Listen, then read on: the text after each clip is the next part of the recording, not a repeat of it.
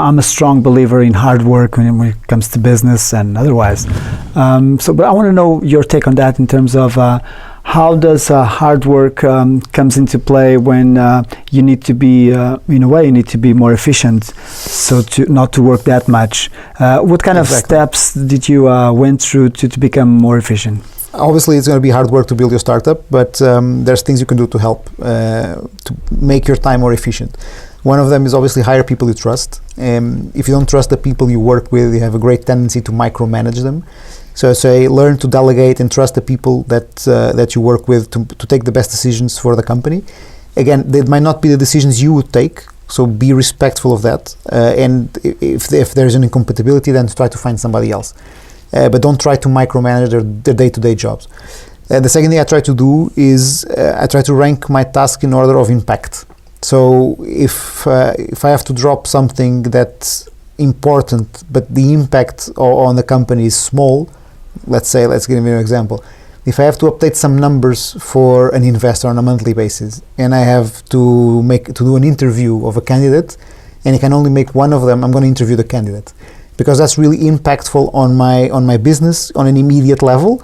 While updating these numbers is important because reporting to your investors is important, but at the end of the day, if they don't get it today, if they get it in 3 days' time or next week, it's absolutely fine. It won't impact their day-to-day as long as you communicate correctly. So try to use your time in the most impactful way. Obviously, this is much easier said than done. Everyone tries to run away from things they don't like to do. So I find myself sometimes not respecting this mantra too much. But at least when I'm thinking about it and when I'm ranking these tasks, that's kind of how I think. And also, it's very important for me, and I think it's very important for everyone, but people don't really recognize that, to take time for yourself.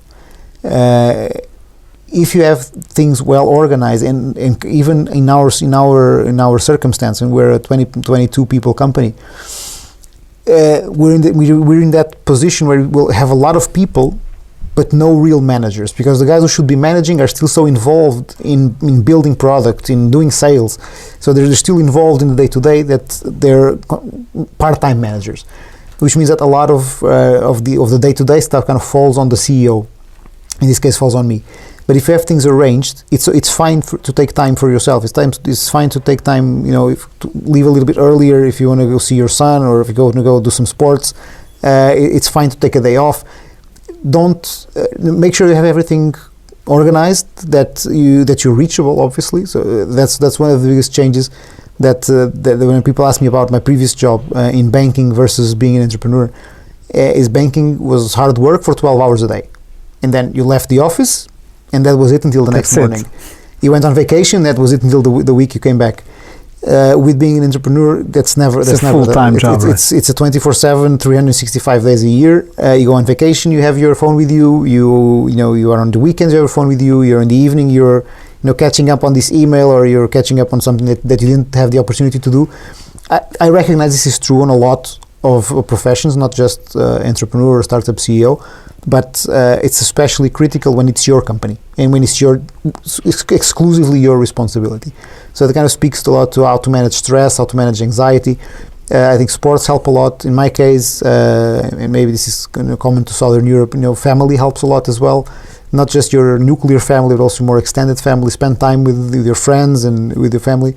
But remember to take time for yourself as well. I think people tend to burn out a lot and not being able to take good decisions if they don't do this kind of health related stuff and time for yourself. I mean mental health in this case, not so much the physical health.